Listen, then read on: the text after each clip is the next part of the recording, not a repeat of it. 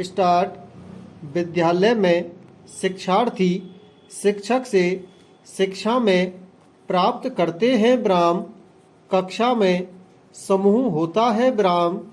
समूह में अधिगम अधिक प्रभावी होता है विराम। इसीलिए लाख कोशिश के बावजूद आभासी यानी वर्चुअल, ऑनलाइन या फिर डिजिटल माध्यम से शिक्षण अपना उतना प्रभाव नहीं छोड़ पाए जितना वास्तविक कक्षा में होने वाला शिक्षण विराम। महामारी के दौर में भले ही मजबूरीवश ऑनलाइन स्वरूप में शिक्षण संचालित किया गया, लेकिन कोरोना का जोर कम होने के बाद स्कूलों में कक्षा शिक्षण जो नियमित या प्रत्यक्ष स्वरूप में होता है, उसकी ओर शिक्षक और शिक्षार्थी दोनों ही सप्रेम लौट आए विराम।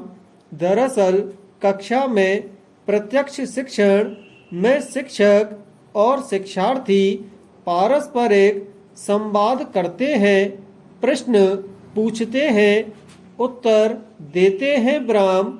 इसलिए कक्षा शिक्षण सीखने की अति उत्तम वैज्ञानिक और प्रभावी विधि मानी जाती रही है विराम। पैरा वर्तमान समय में एक जटिल समस्या बनकर उभरी है कक्षा की नीरसता विराम।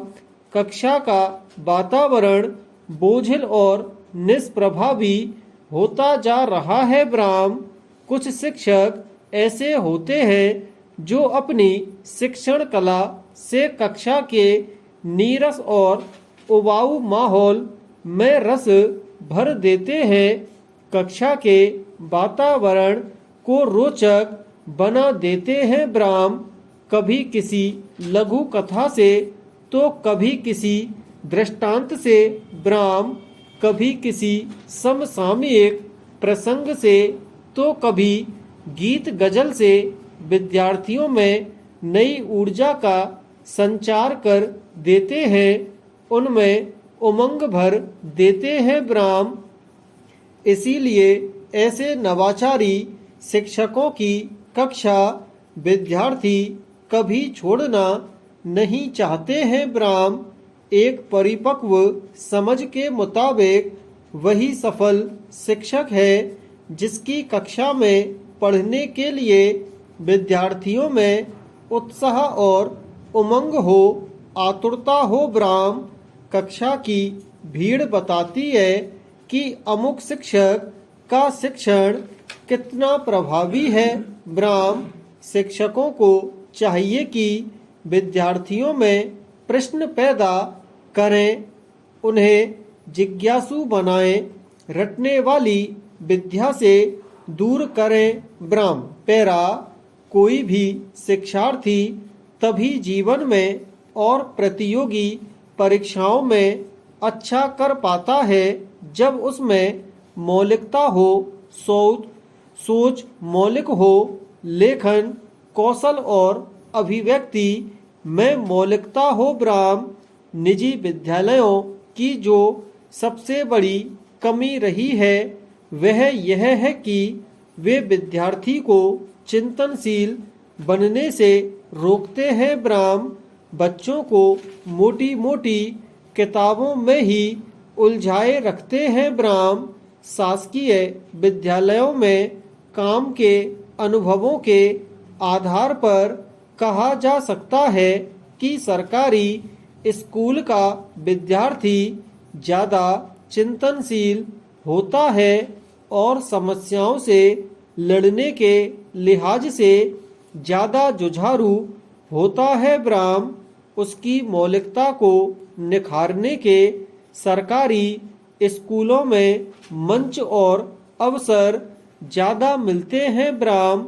लेकिन अब जो दोनों प्रकार के विद्यालयों में कमी हो गई है या इस कमी के कारण जो समानता आ गई है वह यह है कि कक्षा का वातावरण अशासकीय और शासकीय दोनों विद्यालयों में उबाऊ हो रहा है। ब्राह्म विद्यार्थी कई बार शिक्षकों की कक्षाओं में जम्हाई लेते हैं और भौतिक, रसायन और जीव विज्ञान जैसे विषयों का पाठ्यक्रम पूरा करने को ही अपना परम धर्म समझ बैठते हैं। ब्राह्म कक्षाओं की सजीवता खोने लगी है और शिक्षकों में जीवट खोने लगी है। ब्राह्म पैरा दरअसल कक्षाओं को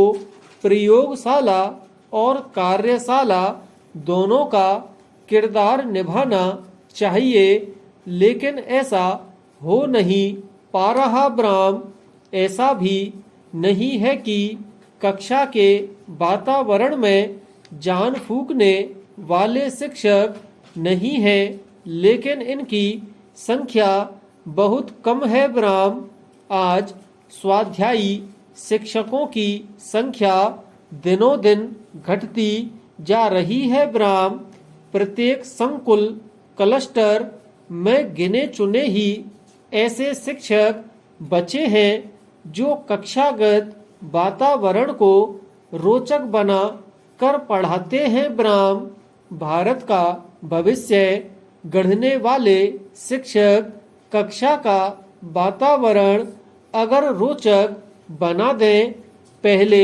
अपनाओ बाद में पढ़ाओ की उक्ति को आत्मसात कर लें तो न केवल कक्षाओं विद्यालयों से बीच में पढ़ाई छोड़ने की प्रक्रिया घटेगी, बल्कि उम्दा किस्म के वैज्ञानिक नवोन्मेषी विद्यार्थी पैदा होंगे। ब्राह्म शिक्षा मनोविज्ञान के तहत भी यह माना जाता है कि कक्षा का सौम्य वातावरण अधिगम में वृद्धि करता है। ब्राह्म पैरा स्कूलों में शिक्षक ही विद्यार्थियों के सबसे बड़े आदर्श और नायक होते हैं। ब्राह्म बच्चे उनके चलने, बोलने, उठने, वस्त्र विन्यास, केश विन्यास की सबसे ज्यादा नकल करते हैं। ब्राह्म पर दुखद पहलू यह है कि आज बच्चे अपना भविष्य शिक्षक के रूप में नहीं चाहते। ब्राह्म हमारी सरकारों को भी चाहिए कि शिक्षकीय पैसा को आकर्षक बनाए, वेतन भत्ते, सेवा शर्तें ऐसी हों कि युवा इस पेशे की ओर आकर्षित हों। ब्राह्म इसके अलावा इस पेशे में उन्हीं युवाओं को आना चाहिए जिनमें शिक्षकीय निष्ठा और अध्ययनशीलता हो, कक्षा को सजाने संवारने का मादा रखते हों और जिनमें श्रमशीलता, सरलता और उद्यमिता हो। ब्राह्म लेकिन दुखद है कि ऐसा हो नहीं पा रहा है। ब्राह्म बल्कि शिक्षण की पद्धति और स्वरूप ऐसा होता जा रहा है कि स्कूल और कॉलेज में पढ़ते हुए विद्यार्थियों का मानस बेहतर भविष्य के नाम पर ज़्यादा पैसा वाले क्षेत्र में अपनी जगह बनाना हो जाता है। ब्राह्म हालांकि नियमित शिक्षकों की आय बेहतर रही है, मगर वह स्वरूप भी अब तेजी से बदल रहा है और सरकारें कम खर्चे में रखे गए शिक्षकों से काम चलाना चाहती हैं। ब्राह्म इसका असर शिक्षण और शिक्षा पर पड़ेगा ही और इसका असली पीड़ित विद्यार्थी को होना है। ब्राह्म